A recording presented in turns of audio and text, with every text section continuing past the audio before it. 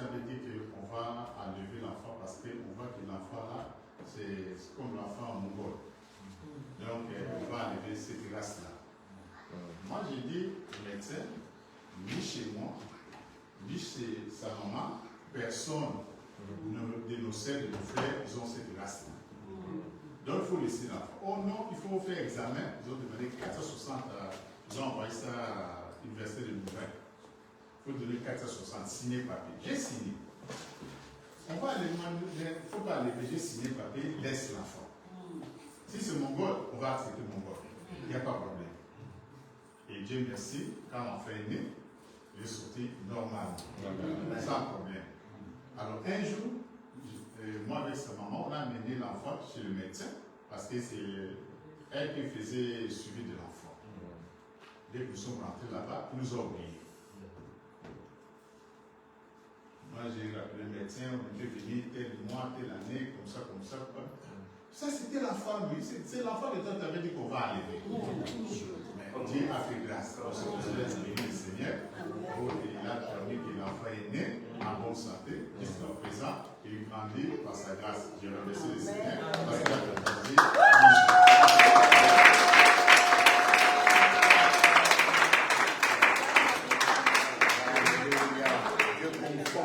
Les verdicts des médecins ne sont pas les verdicts.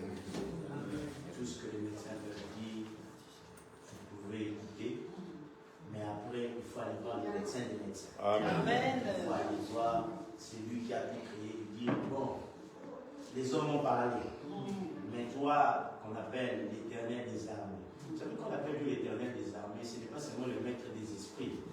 Il est même le maître des globules rouges, des globules blancs, des molécules, du sang, des atomes et tout ce qu'il y a dans notre corps, il coordonne cela. Alléluia. Quand nous on ne comprend pas ce terme, il faut dire ça en hébreu. Quand les Hébreux disent Yahweh Sabaoth, ils ne parlent pas que du spirituel, ils parlent même du physique.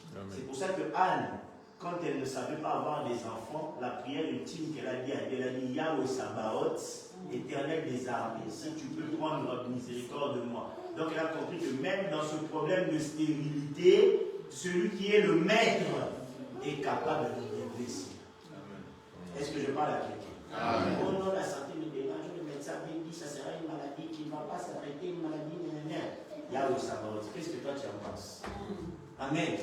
Qu'est-ce que toi tu en penses? Hier, pendant l'enterrement, ce qui m'a frappé, la soeur là est morte de cancer. Mais moi, je pourrais dire qu'elle n'est pas morte de cancer. Elle est morte au temps de Dieu. Les médecins lui ont dit tu vas mourir, il te reste peu de temps, tu vas mourir. Elle a encore vécu 2 ans par rapport au temps qu'on avait laissé. On a donné quelques temps, mais elle a encore vécu 2 ans. Et à la fin de sa vie, quand elle partait finalement, elle a dit à son père, tu sais papa, j'ai fait tout ce que j'avais à faire comme mission sur la vie. Et Dieu vient me prendre, je suis en train de partir. Donc ne pleurez pas, ne soyez pas dans la tristesse, je laisse un enfant, mais je sais que Dieu prendra soin d'elle. Moi je m'en vais, parce que si vous me retenez, je suis déjà en train de voir le ciel partir. J'ai compris, les gens qui meurent comme ça, ils ne meurent même plus de maladie. Ça veut dire que leur temps est arrivé. Quand quelqu'un, son temps est arrivé, c'est Dieu qui le prend. Dieu est venu prendre son enfant. Mais quand ton temps n'est pas encore arrivé, comme Ézéchias, on lui dit tu vas mourir, il est dit à Dieu, Père, moi je n'ai pas encore terminé, j'ai encore des choses à faire. Et à ce moment-là, on lui a prolongé son temps. Celui qui est dans la révélation de Dieu sait faire changer la décision à Dieu de certaines choses. Amen. Je parle à quelqu'un. Oh non, on a dit la maladie, ceci, cela. Non, va voir le Seigneur et tu dis non, on va changer. Il y a beaucoup de choses, comme on dit ici. Les médecins parlent. Vous savez, les médecins, beaucoup de médecins sont des sorcières. Ah oui.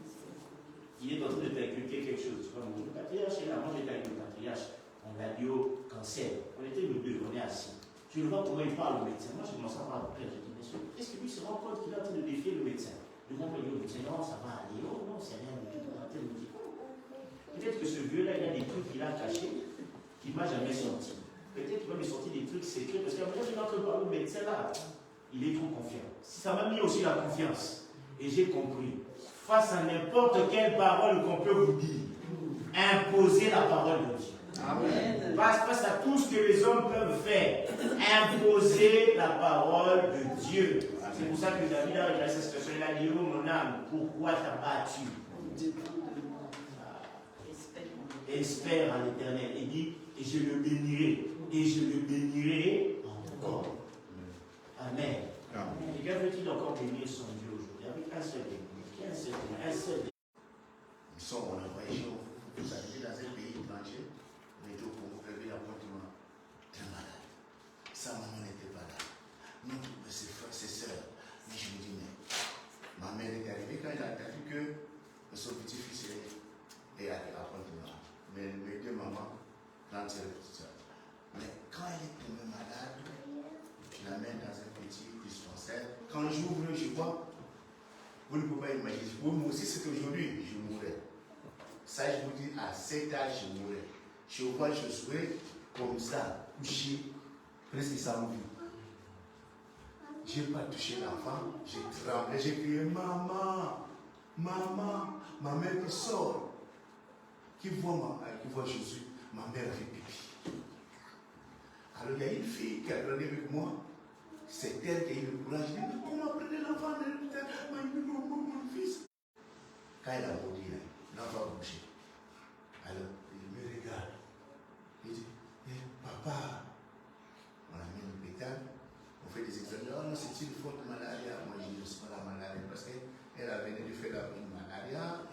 Bon, on a acheté des médicaments. Moi, je trouve que ce n'est pas la malaria. Il y a un médecin là, une femme qui me dit, il dit aux autres, parce qu'il y a le tour de garde là, il dit, elle mangera 4 jours, je ne mange pas, lui aussi 4 jours, je ne mange pas. Même pas. Alors, une fois me dit, cette maladie s'appelle Goliath. Cette maladie qui est c'est Goliath. J'ai dit, ben, David avait pris une pierre, moi aussi je suis. Donc les gens ont cru que j'étais devenu fou. Les médecins, les gens me regardaient comme ça, j'ai pris la face. Goliath, quand tu viens voir même dans le père, moi j'avais cru. J'ai gesticulé, les gens me disaient, oh, c'est normal, il est devenu fou, son enfant. J'ai dit, allez, il dit, Goliath, attrape au nom de Jésus-Christ. J'ai vu de ma vision, Goliath qui tombait, et je savais, j'ai pris son épée et je lui ai coupé la tête. Jésus s'est venu, s'est réveillé, et m'a dit, papa, yaourt. On a couru acheter. Et là, il est là aujourd'hui. Il est notre pasteur. Pour cela, je veux remercier Dieu. Si c'est une longue, j'ai coupé. Mais qui dit ça? Amen.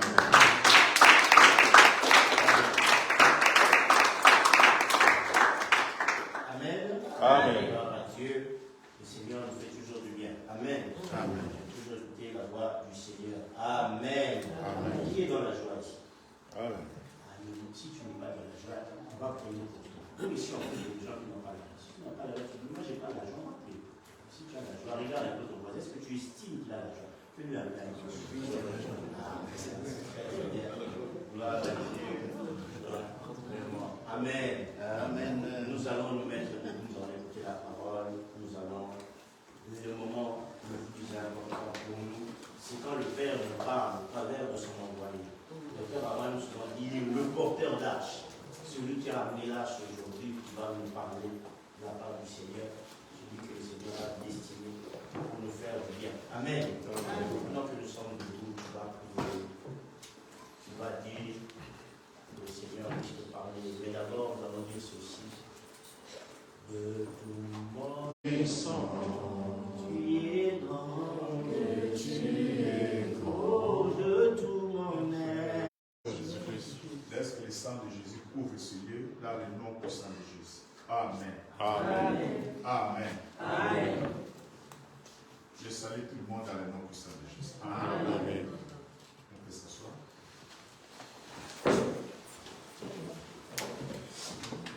Alléluia. Nous sommes là, nous sommes dans notre thème de ce mois. Fils et Marie. Amen. Je me suis réveillé, les pasteurs étaient là, les hommes de Dieu étaient là, mais moi je n'ai pas eu le temps de pouvoir poser une question. Qu'est-ce que signifie Christ? Moi je dire que Christ c'est seulement Jésus, Christ c'est seulement tout, donc c'est fini pour moi. Mais Dieu est compliqué. S'il permet que tu puisses avoir quelque chose, il sait le pourquoi. Mais j'étais allé prêcher à Ilo, aussi. En train de prêcher, j'ai rencontré les gens à la route. Ces gens m'ont posé même des questions qu'on peut poser pendant la nuit. Mais toi, tu prêches. Qu'est-ce que signifie Christ? Ah, j'ai gratté la tête. Je devais donner une réponse correcte. C'est Jésus, hein? En ce temps, j'ai dit, c'est Jésus. Mais Christ, là, ça signifie quoi? Signification du mot Christ. Je suis rentré à la maison. Heureusement, en permanence, il y avait des hommes de Dieu qui défilaient pas mal. Pasteur même était là. J'ai demandé à Pasteur Jean-Marie, il a dit, moi, qu'est-ce que signifie Christ? Amen. Parce qu'à ce temps-là, il n'était pas encore très fort à la foi. Mais j'avais des aides de prêcher. Moi, j'ai prêché à la vie, maison à maison. Je ne faisais pas groupe avec les gens. À des fois, tout seul. Je parle par-ci, par-là, je prêche. Quand il m'a expliqué ce que signifie Christ, il m'a dit, ah, donc Dieu voulait me prendre quelque chose, mais c'est moi qui n'avais pas compris. Quand je dis Christ, c'est simple, hein? C'est pas comme ça. Amen. C'est pas comme ça. Donc, dans notre thème, c'est Christ et ma vie. Amen. Donc, Christ, ça vient du grec Christos. Amen. En hébreu, c'est Messie. Christ veut dire, c'est ouais. Mot Christ veut dire ouais.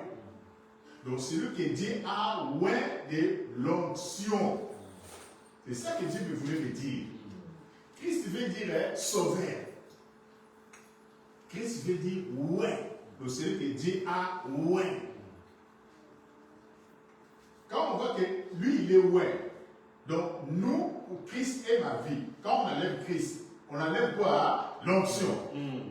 Amen. Dans notre thème, quand on enlève Christ, il reste seul, donc il n'y a pas l'onction. Christ est ouais. Donc, si Christ n'est pas là, tu n'as pas l'onction en toi.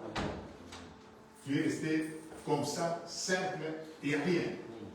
Parce que tu es humain. C'est Dieu qui donne l'onction. Avant sa naissance, l'ange a dit que l'Esprit de Dieu viendra sur toi. L'onction de Dieu viendra sur toi. Et cet enfant-là s'appellera Jésus. Donc, dès le sein de sa mère, il avait déjà cette onction-là. L'onction était là. Donc, si tu n'as pas Christ, tu n'as pas l'onction. Alors, mais aujourd'hui, nous allons parler sur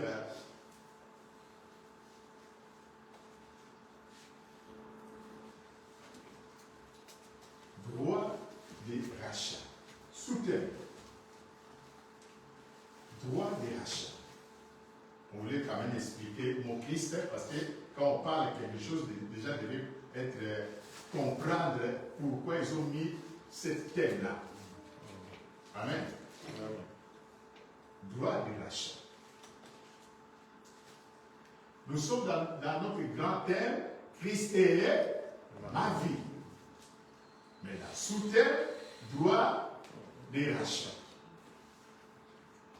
Amen. Amen. Nous allons prendre nos Bibles. Aujourd'hui, nous allons rentrer chez notre sœur Hérite. On va voir tout ce qui s'est passé pour ce nom-là. Il y a homme de déliance. Suivez attentivement, s'il vous plaît. Commencez d'abord dans Deutéronome 25, 5.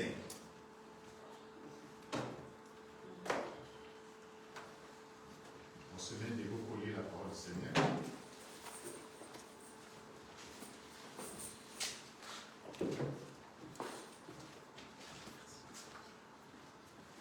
Tu lis le Seigneur. Deutéronome 25, verset 25. 5. 5. 5. 5 ou 5, 25 25, 5. 25, 5. C'est ça que j'ai dit. Je lis Deutéronome 25, 5.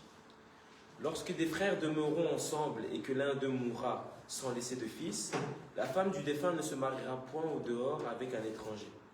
Mais son beau-frère ira vers elle, le prendra pour femme et l'épousera comme beau-frère.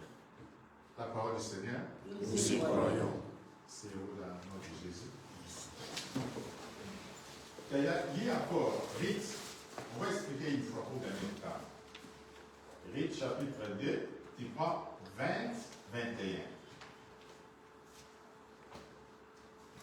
Naomi dit à sa belle-fille qu'il soit béni de l'Éternel, qui se montre miséricordieux pour les vivants, comme il le fut pour ceux qui sont morts. Cet homme est notre parent, lui dit encore Naomi. Il est de ceux qui ont sur nous droit de rachat. Rite chapitre 3, de 8 à 9, et tu sautes par 13. Au milieu de la nuit, cet homme eut une frayeur. Il se pencha, et voici une femme était couchée à ses pieds. Il dit, qui es-tu? Elle répondit, je suis Ruth, ta servante. Étends ton aile sur ta servante, car tu as droit de rachat. Jusqu'à 13 maintenant? 13. Passe ici la nuit, et demain, s'il veut user envers toi du droit de rachat, à la bonne heure, qu'il le fasse. Mais s'il ne lui plaît pas d'en user envers toi, j'en userai, moi, l'Éternel, est vivant. Reste couché jusqu'au matin. 4, 1 à 6. Je vous demande, Seigneur, Ruth 4, du verset 1 à 6. Boaz monta à la porte et s'y arrêta. Or, voici, celui qui avait droit de rachat et dont Boaz avait parlé, vint à passer. Boaz lui dit, approche, reste ici, toi un tel. Et il s'approcha et s'arrêta. Boaz prit alors 10 hommes parmi les anciens de la ville, et il dit, asseyez-vous ici, et ils s'assirent. Puis, il dit à celui qui avait le droit de rachat, Naomi, revenue du pays de Moab, a vendu la pièce de la terre qui appartenait à notre frère Alimelech. J'ai cru d'abord t'en informer et te dire, acquiers-la en présence des habitants et en présence des anciens de mon peuple. Si tu veux racheter, rachète. Mais si tu ne veux pas, déclare-le-moi afin que je le sache. Car il n'y a personne avant toi qui ait le droit de rachat, et je l'ai après toi. Et il répondit, je racheterai. Boaz dit, le jour où tu acquerras le champ de la main de Naomi, tu l'acquerras en même temps de Ruth la Moabite, femme du défunt, pour relever le nom du défunt dans son héritage. Et celui qui avait le droit de rachat répondit, je ne puis racheter pour mon compte, crainte de détruire mon héritage. Prends pour toi mon droit de rachat, car je ne peux racheter. Amen. Amen. Alléluia. Amen. Ici, on parle du droit des rachats. Vous savez que le pasteur Gérard dit que je pense que le mois prochain, on va parler de ce qui concerne la famille. Amen. Regardez ici, parce que ici, en Europe, on comprend seulement que, comme les Blancs disent, la famille est composée par le père, la mère et les enfants. Mais ici, quand on parle à ce qui concerne la famille proche et éloignée. Donc, les cousins, vous, ici, on a l'habitude de dire mes cousins, mes cousines, tout ça. Mais nous, en Afrique, ça existe, mais nous, on dit que c'est mon frère, c'est ma sœur. Ici, c'est souvent, on regarde la famille restreinte. Mais dans la composition de Dieu, il voit même famille élargie. Dans la composition de Dieu, famille élargie, c'est très important. Mais nous, les Africains, pour nous, les Africains, on regarde la famille élargie. Nous sommes dans la vision de Dieu. Mais pour les Européens, ils regardent la famille restreinte. Et ils regardent la famille élargie si il y a l'héritage. On commence à chercher qui peut avoir cet héritage. On commence à chercher dans les documents. il a un cousin, une cousine, son oncle, son père, sa tante, tout ça. Il commence à regarder. Mais Dieu est à l'avance de tout. Amen. Pour Dieu, il avait établi des lois. Et si moi, je me marie, ma femme, Brick, est là. Donc, Dieu m'appelle, je pars. Ma femme reste. Donc, dans ma famille, la femme là va rester comme ça. Il faut chercher quelqu'un dans ma famille pour prendre la femme là, pour permettre que mon nom puisse exister. Je ne dis pas que ça se passe comme ça dans notre famille, mais j'explique comme la Bible dit, pour la bonne compréhension. Je ne dis pas que dans notre famille c'est comme ça, non. Donc si tu n'es pas là, c'est que tu n'avais pas mis au monde. Ton nom ne peut pas être bafoué comme ça. Ils vont chercher quelqu'un dans votre famille pour épouser ta femme. Et premier enfant, ils vont donner le nom de X ou Y. Et tu restes en vie à travers cet enfant. C'est le droit de rachat.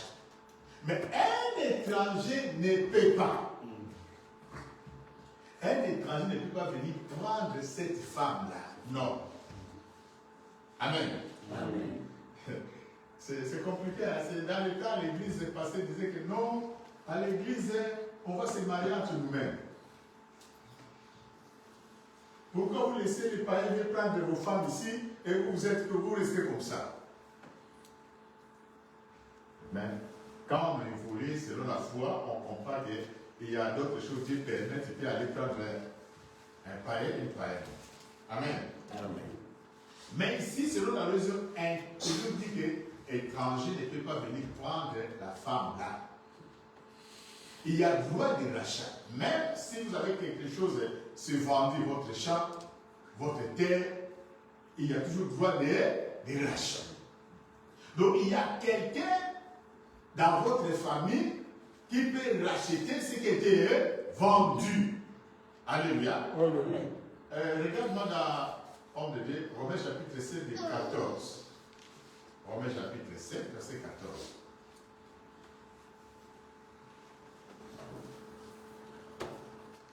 Romains chapitre 7, verset 14. Amen. Nous savons en effet que la loi est spirituelle, mais moi, je suis charnel, vendu au péché. Amen. Amen. Amen. C'est le mot vendu. Quand on vend quelque chose pour Dieu, on peut les racheter. Je sais que la loi est spirituelle, moi je suis charnel.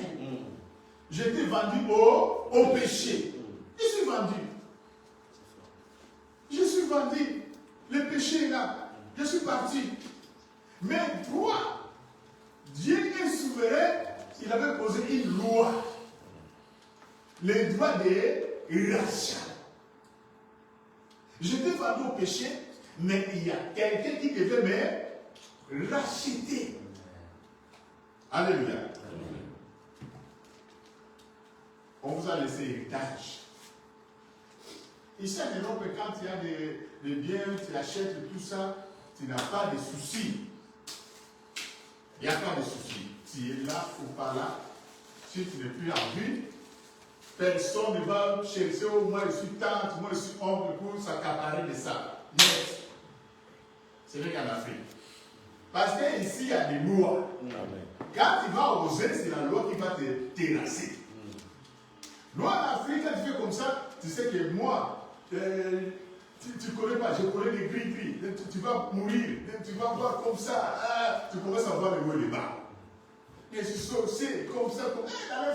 Quand tu attends seulement le nom de la tribu là, on joue pas. Non, la foi, il ne faut pas chercher à perdre ta vie. Il faut laisser, Donc, tu peux travailler, tu peux gagner l'argent, tu peux acheter, il faut laisser.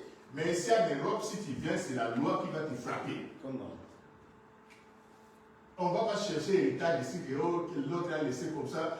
Moi, les gens de la famille, je suis né, je suis venu prendre ça parce que je suis oncle, je suis tante, je suis comme ça. Non, la loi va te terrasser. Amen.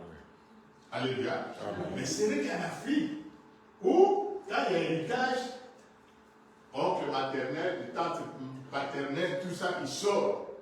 Il dit que notre enfant, il avait travaillé. Ils oublient que l'autre, il a laissé ses enfants aussi. Ils oublient ça. Parce que c'est notre frère.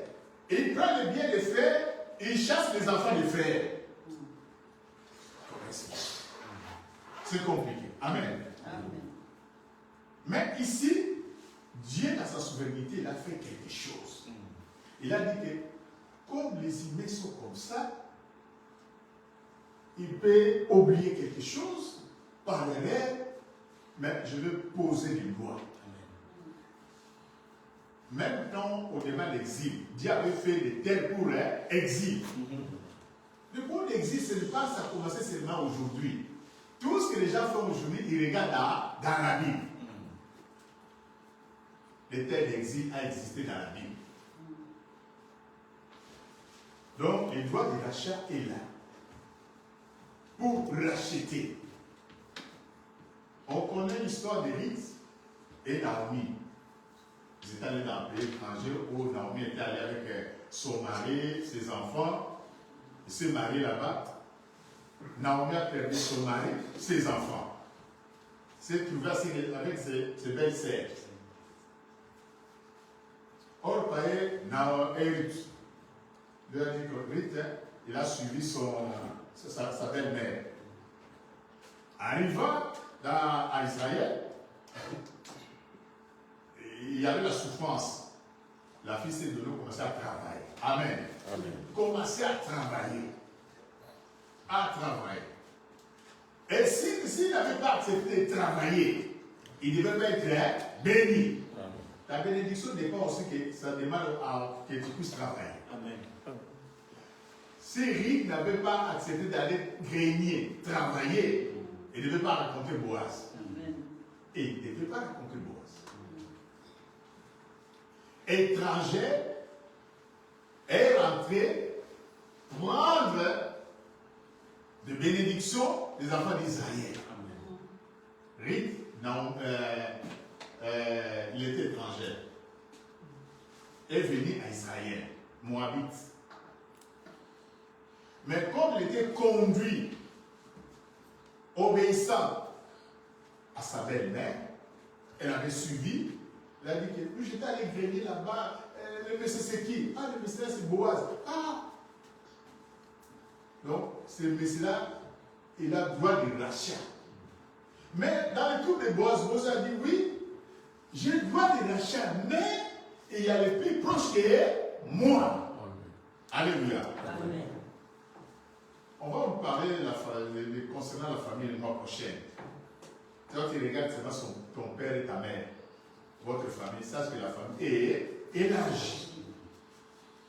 C'est la droit de rachat. Donc, on va d'abord appeler le Messie, on va parler. Quand Boaz a rencontré le Messie avec les anciens, il dit que oui, tu sais que Naomi est rentrée au pays, oui. Mais les chats de notre frère, tout ça, c'est parti, oui. Mais maintenant, si tu peux arracher, si tu as le droit de racheter, tu peux apprendre ça. Lui, non, c'est pas problème, je vais apprendre ça. Allez, bon. Le jour que tu vas racheter les champs de Imelec, tu vas racheter aussi Ruth. Moi, je suis bien marié. J'ai ma femme, j'ai mes enfants. Je ne vais pas. Tu peux en avoir Ruth là. Tu peux amener. Alléluia. Amen.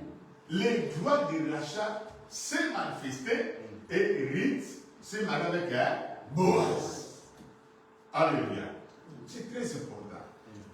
Il y a un livre dans 2 Samuel.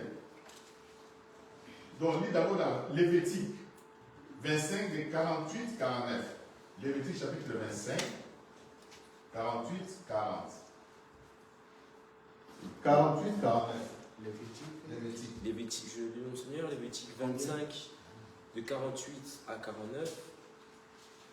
Il y aura pour lui le droit de rachat. Après qu'il se sera vendu, un de ses frères pourra le racheter. Son oncle, ou le fils de son oncle, ou l'un de ses proches parents pourra le racheter.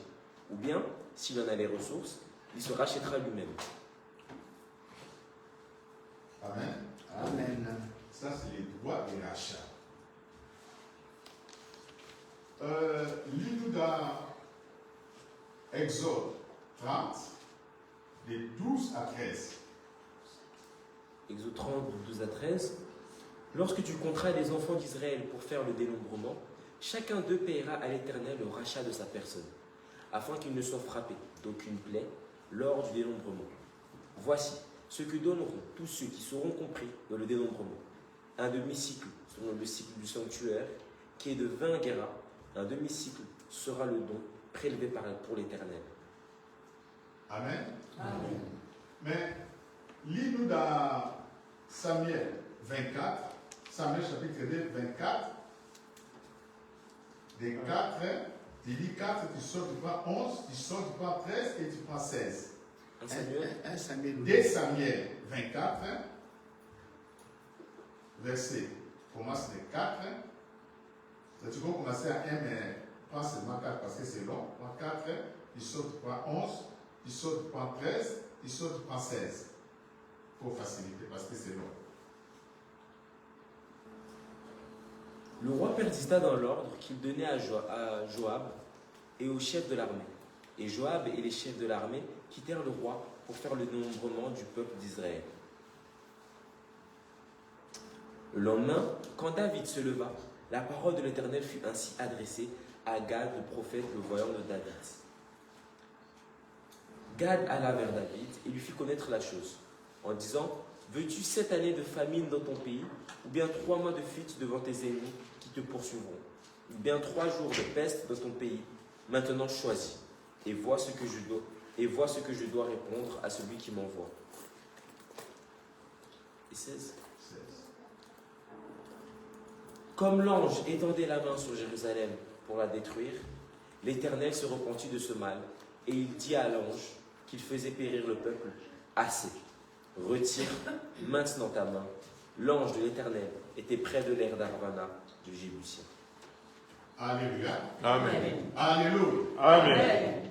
Ici, dans la Bible, quand Dieu a instauré le droit de rachat, mais il y a quelque chose que Dieu avait mis. Dans Exode, on vient de lire 30, 12, si vous êtes en train de faire des dénombrements, commencez à compter comme des recensements, il faut donner droit de quoi? De rachat. Droit de rachat. Quand vous commencez à compter les gens, 1, 2, 3, 4, 5, 6, quoi, et il faut donner droit de rachat. Mais le jour-là, David a dit que non, on va faire le dénombrement, on va commencer à compter, Mais lui, il avait oublié que Dieu avait dit que quand vous allez commencer à compter les gens, il faut faire le droit de quoi? De rachat. Présenter un agneau. David, quand il a fait ça, il a envoyé. Ces gens, si vous lisez ça, 2 Samuel 24, tout ça, ces gens disent que, mais pourquoi tu veux qu'on puisse compter les gens? Pourquoi? Ils ont fait 9 mois et 20 jours pour compter tous les enfants d'Israël. Les grands, compter. Mais David, pourquoi toi tu fais ça? Pourquoi? Quand ils ont fait ça, Dieu a envoyé son serviteur auprès de David. David, tu dois choisir. Il y a 3 choses. La famille, la peste, ou je peux te livrer auprès de tes ennemis. C'était pourquoi? Parce que David n'avait pas suivi les droits de rachat. Si tu veux compter selon Dieu, il faut faire le droit de rachat. Si tu ne fais pas les droits de rachat, tu violes la loi. Dieu va te frapper. Quand David, on l'a dit comme ça, David a dit,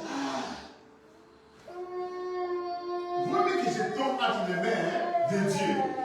Si je tombe entre les mains de mes ennemis, ils vont nous terrasser. Ils vont nous terrasser. Et Dieu, il a envoyé la peste. La peste a détruit les enfants d'Israël. La peste a détruit. Parce que le droit de rachat, Dieu tenait compte du droit de rachat. Et il savait pourquoi il insistait sur le droit de rachat. Dieu ne fait quelque chose au hasard.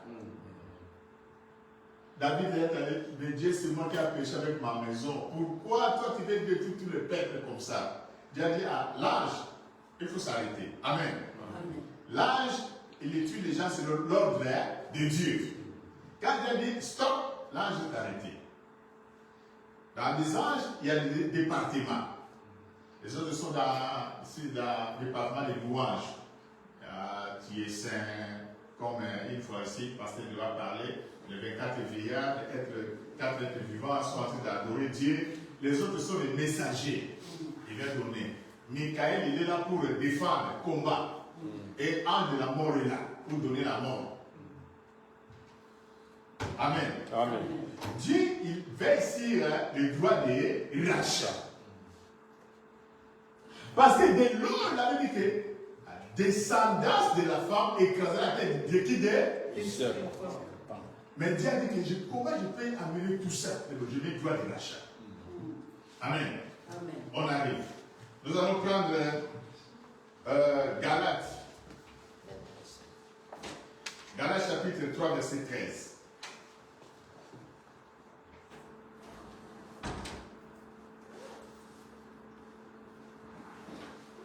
Yes. Tu nous, Seigneur, Galates chapitre 3, au verset 13. Christ nous a rachetés de la malédiction de la loi, Amen. étant devenu malédiction pour nous, car il est écrit, maudit est quiconque est pendu au bois. Alléluia. Amen.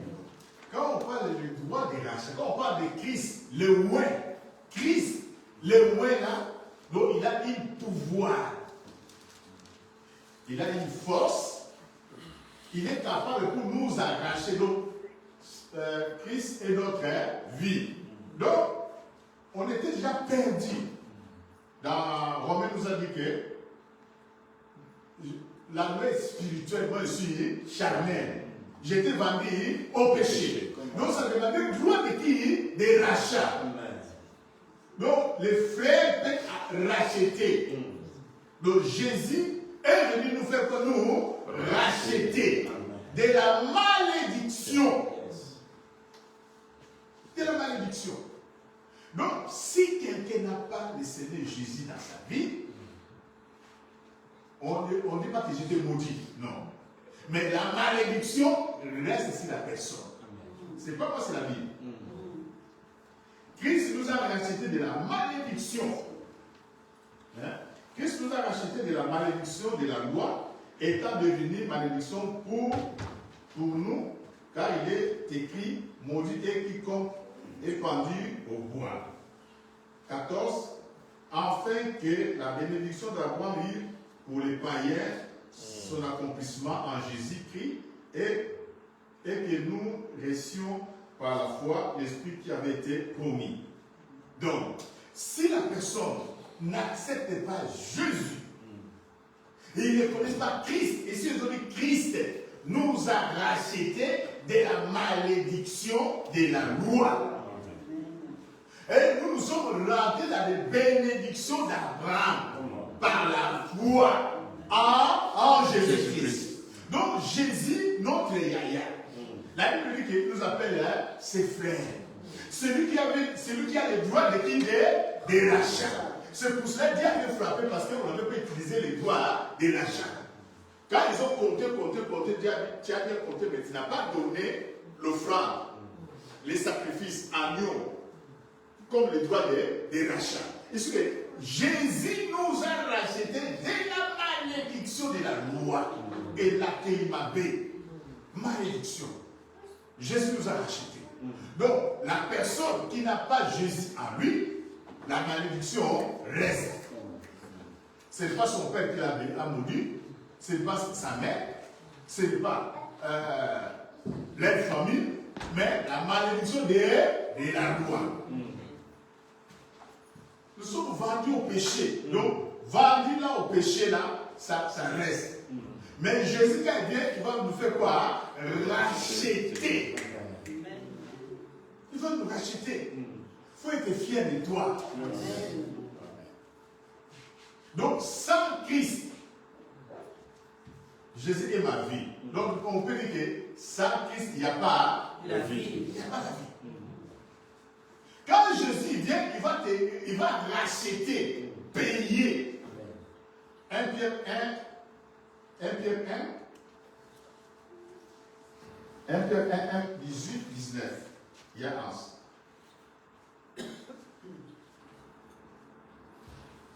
Mon Seigneur, sachant que ce n'est pas par des choses périssables, par de l'argent ou de l'or, que vous avez été rachetés, de la vaine manière de vivre que vous aviez hérité de vos pères, mais par le sang précieux de Christ, comme d'un agneau sans défaut et sans tache. Alléluia. Là, il dit que, ça veut dire que ce n'est pas par des choses périssables. Nous aimons les œuvres périssables, les griffes. Les bonnes choses. Nous aimons ça beaucoup. Nous tous aussi. Amen. Ce n'est pas par des choses périssables. Celui-là, une voiture, un jour, même si ce ne fait pas accident, il y a des pièces qui vont commencer à changer jusqu'à ce que. Mais ceci, ici, on a dit que non, même si à bon état, j'ai vu maman Pauline, sa voiture était belle. Elle dit que non, ça ne va plus rouler. J'ai dit, maman, c'est vrai, ça, la fille là-bas, tu peux gagner beaucoup d'argent avec ça. Maman va dire ça, je pense qu'à 100 €. 100 €. La voiture qui roule, tout neuf, à bon état. Elle dit que non, cette voiture, il faut déclasser ça. L'année, ça n'existe plus. Ici, année, ça n'existe plus. Mais en Afrique, là-bas, année ou pas année, tu vas rouler. Des mondes différents. Et ici, on regarde l'année. En Afrique, on ne regarde pas l'année. Ce n'est pas par des choses périssables. Ce n'est pas par des choses périssables que Christ nous a rachetés. Non, ce n'est pas ça. Ce n'est pas par des choses périssables. Non, ce n'est pas ça. Mais par de l'argent ou de l'or, et vous avez été rachetés de la même manière. Les vivres, nous avons été hérités de nos parents. Mais par les sangs précieux de Christ, comme d'un agneau sans défaut et sans tache. C'est ça le droit de rachat que Christ a donné pour chacun de nous. On dit que la descendance de la femme. Donc, dans le droit de rachat, il y a un descendant qui peut aller racheter, réclamer son droit. Non? Ces gens-là, ils n'avaient pas, ils comprenaient absolument rien, ils ne connaissaient pas bien la loi. Donc, vous allez exhiber de leurs droits. Moi, je connais la loi et je suis venu venger, récupérer les biens qui ont été vendus. Christ est venu avec le droit des rachats, proche parent, né de la femme. C'est notre yaya. Donc, ta vie ne peut pas dépendre à toi-même. Parce qu'il faut comprendre qui a payé l'argent pour moi. Vendu au péché. S'il y a le péché, on est privé de la gloire. Tous qui sont péchés sont privés de la gloire. Écartés. Mais Jésus, il faut comprendre qu'est-ce que Jésus a fait dans ta vie. Christ est là, qu'est-ce qu'il a fait? Que moi je devais le suivre. Moi je devais s'attacher à lui. Quand on attache le Seigneur, si tu suis à gauche, à droite, tu vas te perdre. La paix est individuelle. Vous pouvez être collectif, comme Paul. Il avait entendu la voix, il était frappé, tombé, mais les autres étaient là. Ce n'est que le Paul qui a servi Dieu. Mais les autres là, on ne sait pas s'ils ont après se converti, mais la Bible nous parle de l'histoire de Paul. Si tu viens à Christ, la foule a sa façon de raisonner. Mais toi, c'est ton engagement. Comprends que Christ a payé le prix, les droits des rachats, proches parents. Notre frère, grand frère, Jésus a payé. Il n'a pas donné l'argent. Il n'a pas donné l'or. Comme les RDC, les gens sont en train de se battre. À cause de diamants, à cause de l'or, de beaucoup de matières premières là-bas. La Bible appelle ça les choses périssables. Ce n'est pas ça. Voilà que Jésus est venu tout laisser. Il a donné sa vie. Et comme moi je donne ma vie, je peux compter les gens, il n'y a pas la mort. Mais David, quand il a compté, comme il n'avait pas donné le droit de rachat, il y avait la mort. Amen. Nous avons eu grâce d'être appelés enfants de Dieu à travers le droit des rachats. Jésus a appelé le droit des rachats. Donc notre vie ne dépend pas de nous-mêmes. Comprends ce qu'ils ont payé pour toi. C'est comme un enfant qui va à l'école, son père a mis tous les paquets. Et il termine les études. Après, il dit, qu'est-ce que mon père a fait pour moi? Amen. Amen. S'il y a un grand cadeau que le père peut faire à son fils, c'est des études. Amen. Avoir un bagage intellectuel. Il n'a pas donné l'argent. L'argent, il a donné, paye l'école, paye ça, c'est fini, il devient quelqu'un. Tu vas aller chercher le travail avec ce que le père a sémé. Le bagage spirituel, le bagage intellectuel que tu as, tu vas aller se défendre, tu vas être quelqu'un un jour. Après, tu vas dire que qu'est-ce que mon père a fait pour moi? Qu'est-ce qu'il a fait pour moi? Toi, tu voulais compter d'autres voitures, maisons, tout ça. Mais ce que tu as, l'école là, ça va te donner plus. Tu auras des voitures, des maisons. Si tu veux avoir combien, c'est ce n'est que toi. Amen. Amen. Mais mon père ne donne rien. Il n'a pas beaucoup de moyens. Il fait des sommiers de faire étudier. Tu as fini tes études. Donc, tu roules dans les voitures, tu dis que mon père n'a rien fait pour moi. Mais toi, tu travailles dans un bon endroit. Tu gagnes l'argent, tu dis, ah, mon père là, non, il faut laisser. Il n'a rien fait pour moi. Mais toi, tu as fini des études avec de l'argent. De l'argent. C'est toi qui donnais l'argent. Mais parce que ici, vous dites que non, je vais aller faire job étudiant. Avant d'arriver dans le job étudiant, c'est toi qui donnais l'argent. Amen. Amen. Comprenez ce qu'ils ont sémé pour toi. Ce que Jésus a fait, du jour au lendemain, personne ne peut réaliser. Personne ne peut le faire. Amen. Amen. Dans Jean 15, compte le temps. Jean, chapitre 15.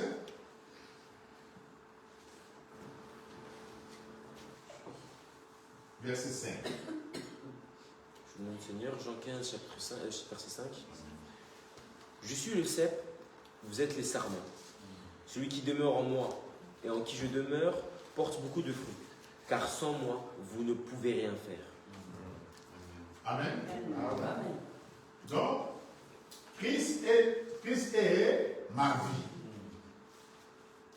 La personne doit être demeurée en Jésus pour produire de bons fruits. Donc cette capacité, ça vient de Jésus. À toi-même, tu ne peux rien faire. Sans moi. On dit que voiture sans moteur. Tu es là sans onction. Sans onction de Christ, tu ne peux rien produire. Donc nous sommes obligés d'appeler Jésus dans notre vie. Que Jésus puisse prendre notre vie. Si Jésus prend ta vie, tu seras dans la paix et dans la joie. Mais comme nous, on regarde souvent les matériels, c'est ça qui nous fait des défauts. On regarde aussi les autres. Ah, moi, je viens à l'église, l'autre ne vient pas à l'église. Vous commencez à faire des comparaisons. Mais est-ce que ton appel, que Dieu t'a appelé, n'est pas pareil avec l'autre? Pasteur est là. Hier, il s'était venu à l'église. Il est venu, pasteur, quel est ton problème? Il a dit non, moi je suis venu chercher du travail. Non, pasteur disait si j'ai tout le travail, je vais acheter les bancs, les micros, les baffles. Il a dit ce qu'il pouvait dire. Tata, les bons Dieu, fait grâce, Dieu fait grâce, Dieu fait grâce. Boum. Il a eu son boulot. Commence à gagner l'argent. Au début, il venait à l'église. Après, il ne vient pas à l'église. Ah, frère, pourquoi tu ne viens pas à l'église? Ah, il commence à dire, à des fois, pourquoi ne dérange pas tout ça? Un jour, il a dit, pourquoi tu ne viens pas à l'église, frère? Quand moi, j'étais venu à l'église, j'avais dit que je suis venu chercher quoi? Du travail. Je n'étais pas venu pour suivre Jésus. J'étais venu, j'ai vu Jésus comme un féticheur, il peut m'aider pour trouver du travail. Comme Jésus m'a donné du travail, donc pour moi, c'est fini. Donc ne sois pas comme le Messie là. comprends que toi tu es venu pour la vie éternelle. Christ c'est ma vie. Non, si on enlève Christ de la part, la vie. Sans Christ, sans Jésus, tu ne peux rien faire. Le Seigneur intervient dans notre vie sans le savoir. Même à les études, au travail, à la maison, il y a beaucoup de choses qui ça peut arriver. Dieu est déjà intervenu, tu ne vas pas voir ça. Mais nous, on pense toujours avoir des présents. C'est ça qui compte dans notre vie, dans notre quotidien. Il y a longtemps, je suis à l'Europe, il y a longtemps, je suis à l'Europe, mais je vois les autres là, parce que moi j'ai accepté Jésus, parce que moi j'ai... Non, ce n'est pas ça. Amen. Amen.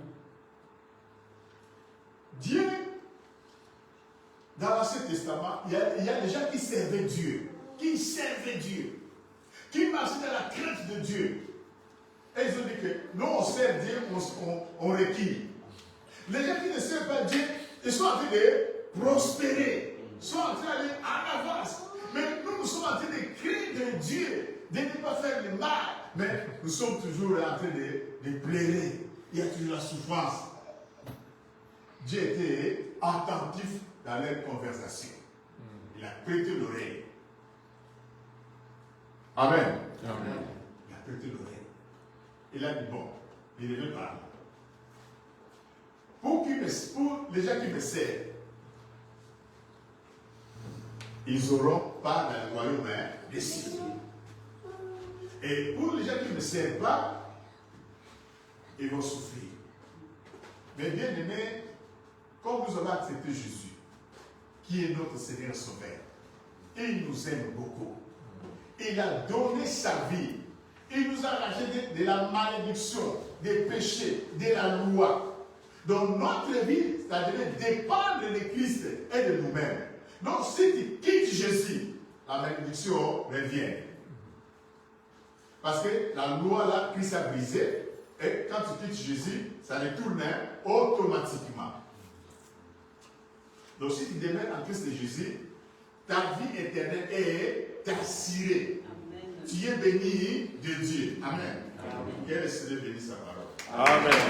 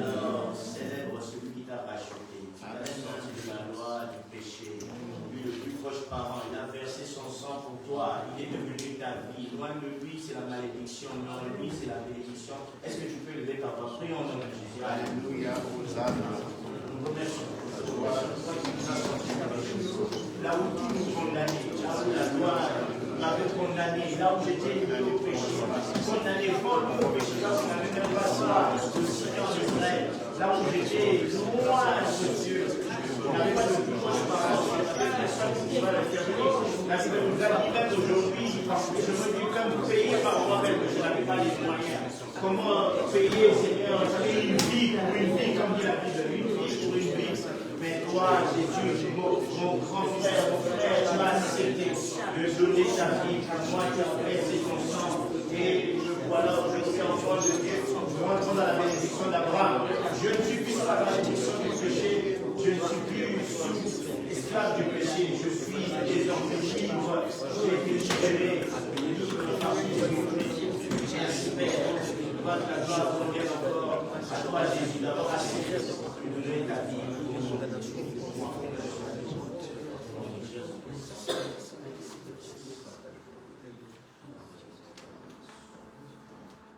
Est-ce qu'on peut encore acclamer très très fort pour le Seigneur?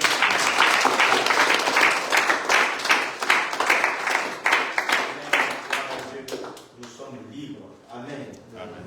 Le droit de rachat a été fait à la croix de Golgotha. C'est pour cela que ceux qui savent que Christ est leur vie, ils n'ont peur de rien. Ils n'ont pas peur de donner à Dieu leur temps, leur argent, leur vie, tout ce qui leur appartient. Ils n'ont pas peur de donner ça à Dieu. Parce qu'ils savent que loin de Christ, ils n'ont rien. Amen. Amen. Vous savez, les anglophones ont compris certaines choses que les francophones n'ont pas compris. C'est pour ça que vous voyez que même leurs pays sont développés et nos pays à nous, les francophones, ne sont pas très développés. Amen. Amen. J'avais lu l'histoire d'un pasteur ghanéen qui aujourd'hui est un pasteur très connu. Il expliquait que il était dans des difficultés dans sa vie, mais il avait compris une chose. Je devrais donner à Dieu tout ce que j'ai. Parce que Dieu est ma vie. Il donnait ses offrandes, il donnait ses dîmes, il donnait son temps, il visitait les gens, il faisait tout ce qu'il pouvait faire. Et le Seigneur a ouvert des portes dans sa vie. Et il a dit, ceux qui ont compris que Dieu est leur vie, ils ne sont même pas égoïstes envers eux-mêmes ni envers Dieu. Parce que les gens, nous on réfléchit beaucoup, nous les francophones, je ne sais pas si c'est la langue française, mais on a beaucoup réfléchi. La réflexion, je ne sais pas si parce que comme les Français viennent des Lumières et que les Lumières ont beaucoup réfléchi, les anglophones ont moins de réflexion. Même nous, le travail, pour nous le travail c'est une corvée. Chez les anglophones, le travail c'est pas une corvée. Les anglophones, quand ils disent je vais travailler, ils savent que c'est pour un but. Nous on ne va pas travailler avec un but, nous on va travailler parce qu'on nous a dit d'aller travailler. Ce qui fait que même pour certains, venir à l'église, c'est une corvée. On vient à l'église seulement parce qu'on doit aller à l'église. Je vais travailler seulement parce qu'on me dit d'aller travailler. Mais eux, quand ils vont travailler, ils vont dans l'optique, je fais ça pour un but. Ce n'est pas une corvée, c'est un plaisir. Ils disent même que travailler est un plaisir. C'est pour ça que vous verrez les églises anglophones, ou même les villes anglophones, ou même les pays anglophones, ils ont quelque chose. Ils ne sont pas égoïstes avec eux. Ils ont compris où est-ce que le Seigneur est en train de leur amener. Ils ont compris aussi que s'ils sont là, Christ est ma vie, Christ est ma vie en tout. C'est bon, oh Dieu bénis-moi, Dieu bénis-moi, Dieu bénis-moi, Dieu guéris-moi, Dieu guéris-moi, Dieu ceci. Ça c'est ça les francophones. Dieu guéris-moi, ils vont même sur la montagne, ils sont en train de prier, c'est comme la tête. Dieu guéris-moi.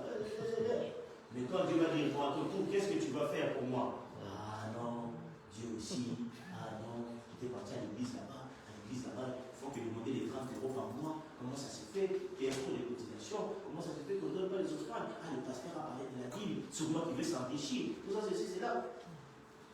Moi, j'étais dans une église anglophone.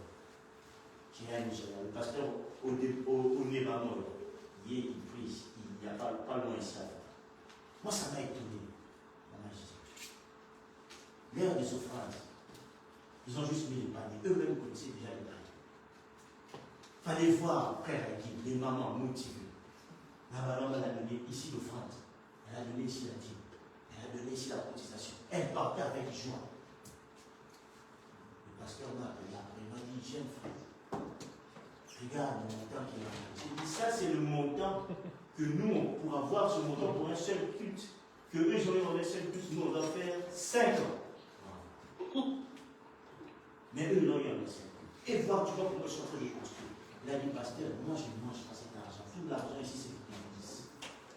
Si vous apprenez à donner à Dieu, vous regarderez moins les hommes.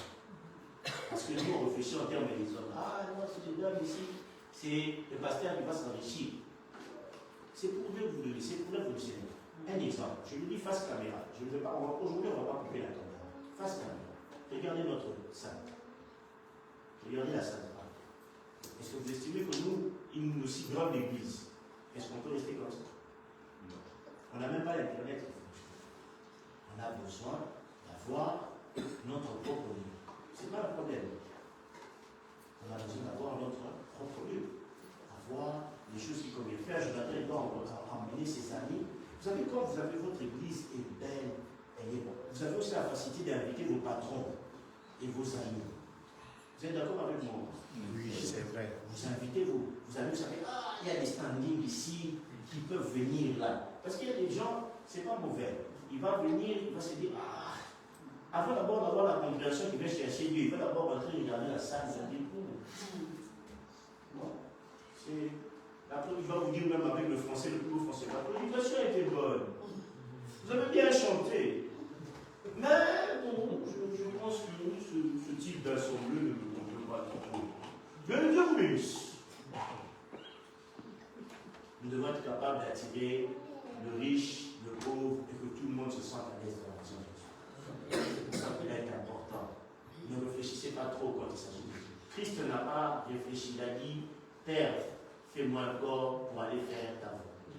Nous aussi, si Christ est notre vie, n'hésitons pas à lui donner tout ce que nous pouvons avoir. Amen. Amen. Parce que ce que nous donnons à Dieu, c'est que nous remettons dans le temple de Dieu, c'est pour nous. C'est pas pour le pasteur, c'est pour nous. Ça veut dire que nous appelons notre église quoi? Notre église. Il n'y a jamais personne qui dit c'est l'église du pasteur. C'est notre église. Moi j'entends souvent les jeunes ici. Oh, notre église, notre maison. Je parle avec elle. Notre maison. Il dit, notre église. J'ai fait la réunion avec les jeunes. Ils m'ont dit notre église. J'ai dit, ils ont compris que c'est leur maison. Nous, quand on était petits, nous on a grandi maintenant, quand on n'avait pas encore les choses de la foi, quand on était encore jeune, on se battait même pour notre église, on faisait même des concurrences. Mon pasteur, il est plus fort que ton pasteur. C'est notre église, hein? Ouais, tu vas mettre dans notre église. Lui, mon frère nous disait, votre église, mais même pas d'église. Même si on n'a pas d'église, dans notre église, nous, on loue l'éternel la vérité. On était petits, on ne comprenait pas. On avait l'impression qu'on devait défendre notre église. Maintenant qu'on a grandi, on ne fait plus ça. Mais simplement pour vous dire que ça va être un peu. Je le dis, je déborde un peu le temps. Mais c'est important ce que je suis en train de dire. Quand le docteur Armand est en train de prêcher, j'ai senti une paix incroyable dans la salle. C'est quelque chose que ma femme m'a insisté. Chaque fois que je lui dis, je suis en train de sentir qu'il y a une paix comme ça qui vient et c'est toujours qu'il y a une bonne nouvelle qui va arriver. Chaque fois que je lui dis, j'ai senti cette paix-là, on dirait, c'est une paix que j'ai connue un peu dans l'enfance comme ça. J'ai dit toujours, quand je sens cette bonne paix-là, ça veut dire que le Seigneur est en train de donner des bonnes nouvelles. Et pendant qu'il est en train de prêcher, le fait juste de savoir que Christ nous a enlevés de la loi du péché. Et j'avais l'impression que beaucoup de gens ici étaient convaincus de ça. Et j'ai senti la paix dans la salle. Amen. Et j'ai dit, cette paix ici annonce des bonnes nouvelles. Mais l'Esprit m'a dit, s'ils veulent réellement rentrer dans cette saison de paix, qu'ils arrêtent de réfléchir avec Dieu. Arrêtez de réfléchir avec Dieu. Laissez-vous conduire par Dieu comme il a décidé de vous conduire. Si vous sentez que c'est spontané à vous, donnez à Dieu ce que vous pouvez donner. Ne réfléchissez pas. Et engagez-vous aussi avec Dieu. C'est important. Arrêtez de réfléchir. Moi si je vais là-bas, si je me donne, je vais abandonner. Non. Engagez-vous avec le Seigneur. C'est important. Amen. Amen. Parce que nous sommes en train de passer dans une saison où le Seigneur va encore élever puissamment cette église. Mais l'église, c'est plutôt le Seigneur ne passera que par nous pour l'élévation de cette assemblée. On est peut-être la première génération de la cité précieuse depuis que nous sommes venus dans cette salle. Mais après nous d'autres viendront. Mais quand ils viendront, il faut qu'ils trouvent qu'il y a déjà une base solide, un fondement important. L'Église n'est pas au patriarche, n'est pas papa de l'eau, n'est pas papa à moi, n'est pas à moi. L'Église est à nous tous. Amen. Amen. Amen. C'est notre maison. Tout le monde doit penser à nettoyer la salle, arranger la salle. Qu'est-ce qui manque? Moi j'aime beaucoup. Je veux le dire.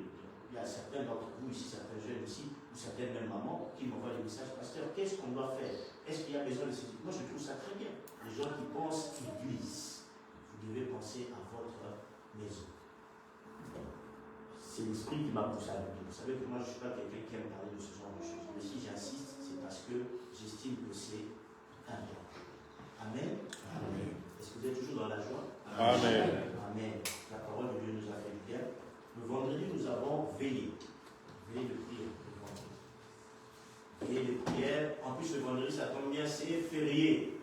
Donc, tu ne vas pas dire, oh, j'étais parti travailler, je suis fatigué. Tu as le temps de dormir, de te reposer, de préparer ton culte, de venir à la veillée. On va prier, on va prier, on va prier. On va chercher Dieu, on va partager, on va poser des questions, on va prier. Tu as tout le temps Donc vraiment, c'est le moment de venir chercher le Seigneur. Amen. Amen. Très important. Le vendredi. Dimanche, comme on a commencé, le samedi, on commence avec le mois de la famille. Donc c'est pasteur Tito qui viendra ici le premier à nous parler de la famille. Le Seigneur nous a mis au cœur de l'appeler parce que c'est quelqu'un qui est vraiment très bon dans ça. C'est un sujet, c'est un homme très calme. Et il viendra nous parler de la part du Seigneur. J'ai mis en place une charte. Je vous en informe. Chaque prédicateur de l'extérieur qui vient ici reçoit une charte de l'Église. Il doit se conformer à la manière dont nous célébrons le Seigneur dans l'Église. Ils ont une charte. Il a reçu la charte, il l'a acceptée. Dans cette charte-là, nous disons, nous confessons le Seigneur de telle manière, nous faisons ceci, des choses que nous n'acceptons pas, des choses que nous pratiques que nous n'acceptons pas. Il a reçu la charte, il m'a dit, c'est la première fois que je vais prêcher dans une église, on m'envoie une charte. Et c'est la première fois que je trouve que l'idée de la charte est meilleure. Il dit, même moi, dans notre église, je vais la faire parce que c'est important de pouvoir faire de garde-fou. Est-ce que vous êtes d'accord avec ça? Amen. Amen. Donc là, c'était m'a dit, pasteur, c'est merveilleux. Il m'a dit, je copie même, j'envoie ça à notre service de protocole. Ils vont copier ça, pasteur, comment que Dieu vous bénisse. Moi, j'ai dit, moi, je n'ai pas reçu ça de moi-même. Moi, j'étais parti chez pasteur Daniel Jonathan. J'avais eu une idée là-bas parce que lui aussi m'avait fait signer une charte. Et je trouve que c'est une très bonne idée. Ça garantit le respect des valeurs de l'Église. Amen. Amen. Donc voilà, je pense que c'est le seul communiqué que je vais donner. Le reste des communiqués, vous recevrez dans le groupe. Nous allons prier pour les dîmes et les offrandes. Nous savons ici, ce sont les 30 euros. Ici, nous mettons les dîmes et les offrandes. C'est que nous avons amené pour le Seigneur.